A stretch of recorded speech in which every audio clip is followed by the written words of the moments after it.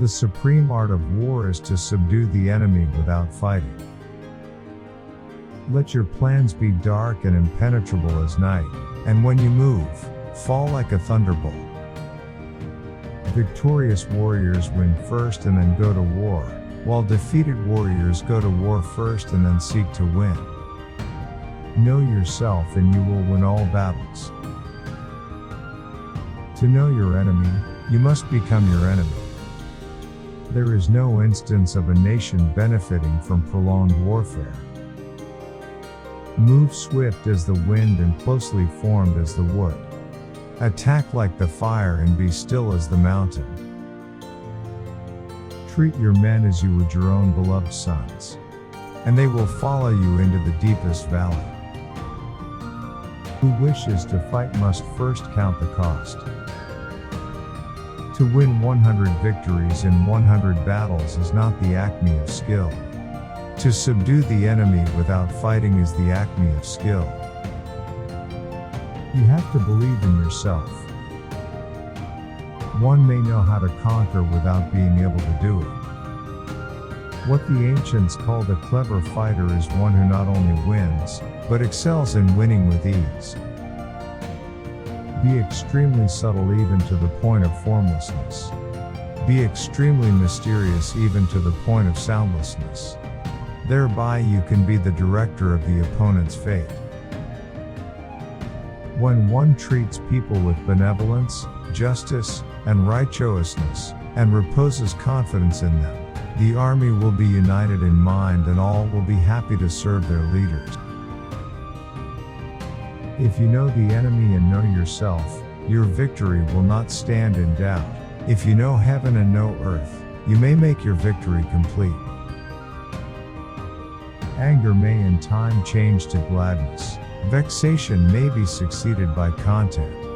But a kingdom that has once been destroyed can never come again into being, nor can the dead ever be brought back to life.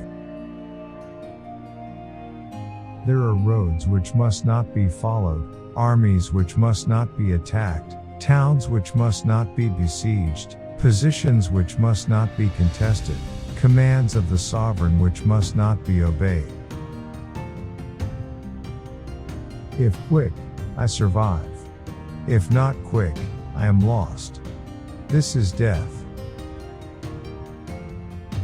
Convince your enemy that he will gain very little by attacking you. This will diminish his enthusiasm.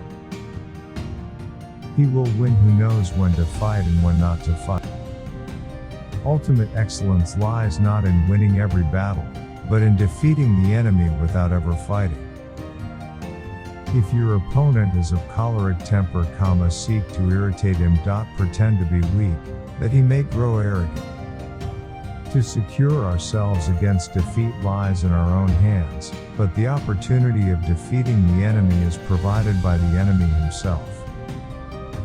Attack is the secret of defense. Defense is the planning of an attack. Great results can be achieved with small forces. The general who advances without coveting fame and retreats without fearing disgrace, whose only thought is to protect his country and do good service for his sovereign, is the jewel of the kingdom. Ponder and deliberate before you make a move. But a kingdom that has once been destroyed can never come again into being, nor can the dead ever be brought back to life. Knowing the enemy enables you to take the offensive, knowing yourself enables you to stand on the defensive. Wheels of justice begin slow but grind fine. Bravery without forethought causes a man to fight blindly and desperately like a mad bull. Such an opponent must not be encountered with brute force, but may be lured into an ambush and slain. Move not unless you see an advantage. Use not your troops unless there is something to be gained. Fight not unless the position is critical. In battle, there are not more than two methods of attack, the direct and the indirect, yet these two in combination give rise to an endless series of maneuvers.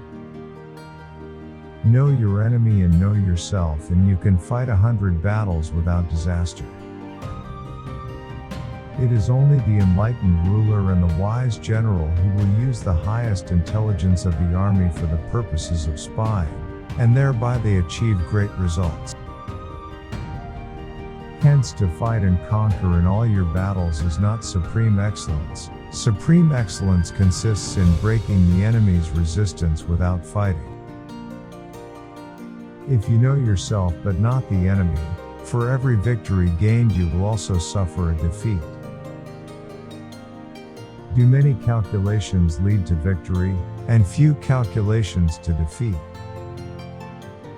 Disorder came from order, fear came from courage, weakness came from strength. I hope the quote in this video is useful for you.